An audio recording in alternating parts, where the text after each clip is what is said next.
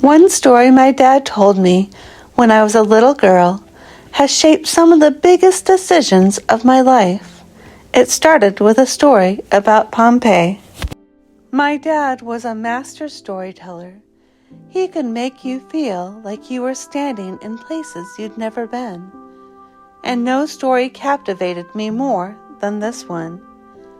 He described an ordinary Roman city, people buying bread, children playing, merchants opening their shops, Roman soldiers standing faithfully at their post.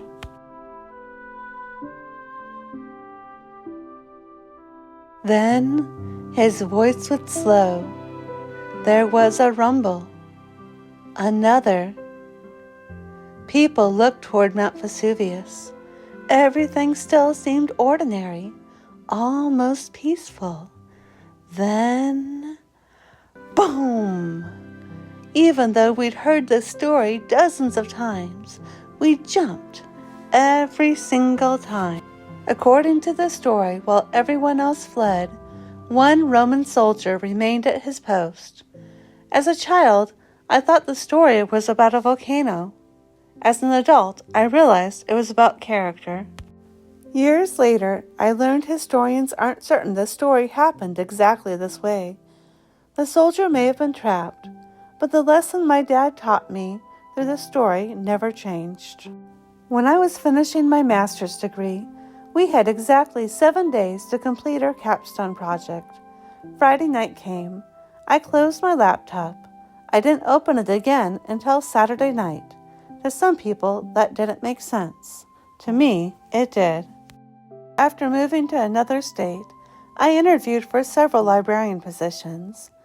Many required weekend hours. I turned them down. Looking back, those choices led me to a job I've now loved for years, where I get to see geese in the parking lot on my way to work.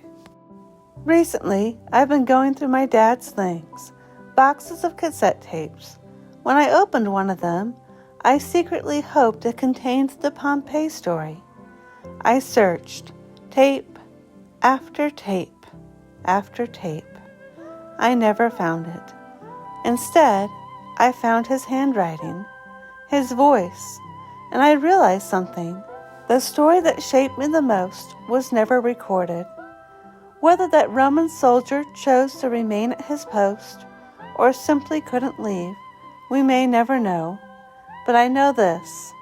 A father told his daughter a story, and decades later, that story still shapes the way she lives. Every once in a while, I still hear my dad's voice. Boom. And I still jump.